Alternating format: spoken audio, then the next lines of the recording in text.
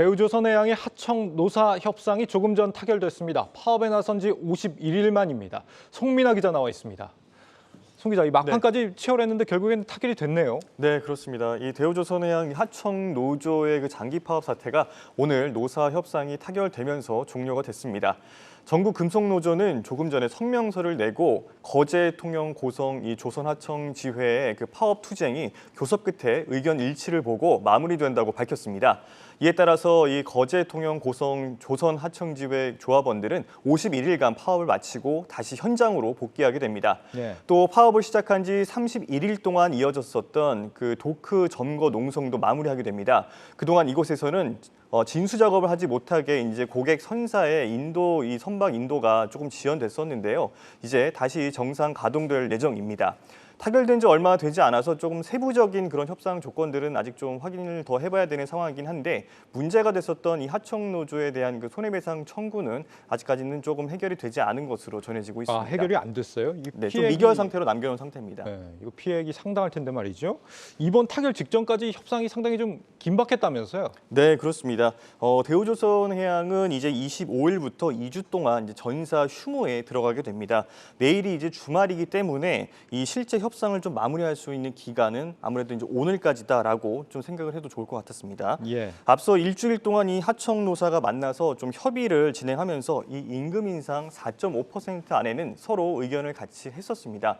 하지만 이 불법 점령으로 인한 어떤 그 손해배상금에 대해서 서로 의견이 일치하지 않아서 협상은 다시 좀 엇갈리기도 했었습니다. 막판까지 신경전을 벌인 이 손해배상 소송은 미결로 남긴 것으로 지금 전해지고 있고요. 노조는 이 지도부가 민형사 책임을 지더라도 조합원에는 영향이 가지 않도록 조율해 나간다는 계획입니다.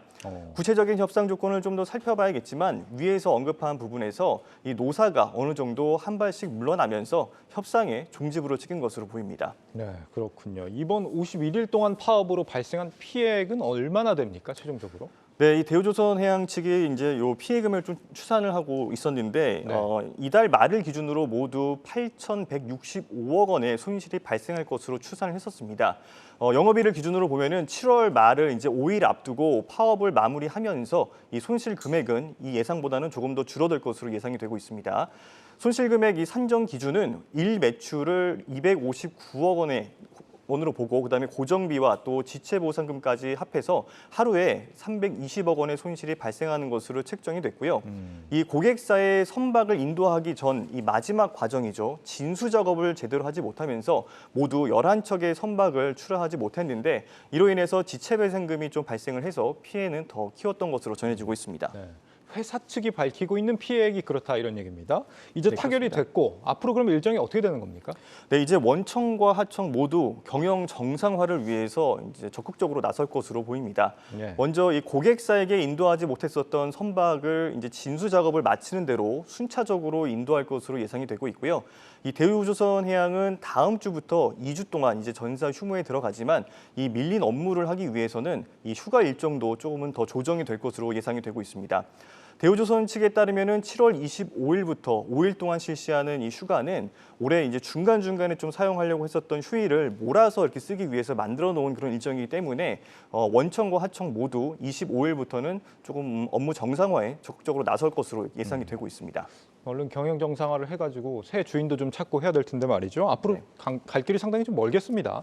네, 그렇습니다. 앞으로 뭐 갈 길도 멀고 또 해결되기까지는 시간도 좀 많이 걸릴 것 같습니다. 현재 이 대우조선해양은 지난 2000년부터 이 산업은행 등 이 채권단 관리 체계에 있었습니다. 그동안 이 공적자금, 그러니까 세금 투입만 11조 원에 달했지만 아직도 이 전체 부채가 9조 원을 넘기 때문에 이 경영 정상화가 쉽지만은 않은 상황입니다. 특히 이번 파업으로 부채가 더 늘어나면서 이제 경영 정상화는 더욱더 지연될 수밖에 없을 것으로 보입니다. 새 주인 찾기도 그렇게 쉽지만은 않을 것으로 보입니다. 그동안 이 대우조선해양은 한국조선해양과 삼성중공업 등과 함께 국내 빅3 체제를 유지해 왔었습니다. 네. 하지만 이 국내 조선 산업 여건상 빅2 체제가 적합하다고 판단한 정부는 현대중공업 그룹의 그 대우조선해양을 인수하는 방안을 모색해 오다가 최근에 유럽연합의 반대로 수포로 돌아간 바가 있습니다.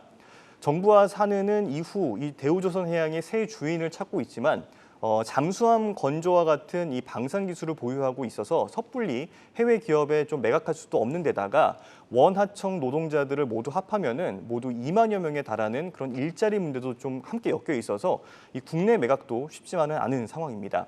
일단 이 파업은 좀 일단락이 됐지만 이 고객 선사와의 신뢰에 금이 갈 수 있는 그런 시기들을 좀 보냈기 때문에 대우조선해양의 경영 정상화의 길은 아직까지도 조금 더 멀고도 험해 보입니다. 네. 이번에 이 4.5% 인상으로 타결은 됐지만 노조도 이제 기존 임금이 30% 넘게 삭감된 상태였다고 하죠. 거기에 이제 손해배상 문제까지 해결해야 된다고 하니까 노사 양측 모두 상처만 남는 그런 파업이 됐습니다. 정부가 강제 진압 운운하기 전에 사전에 조금 더 빨리 중재에 나섰다면 어땠을까 하는 아쉬움이 남습니다. 송민아 기자였습니다.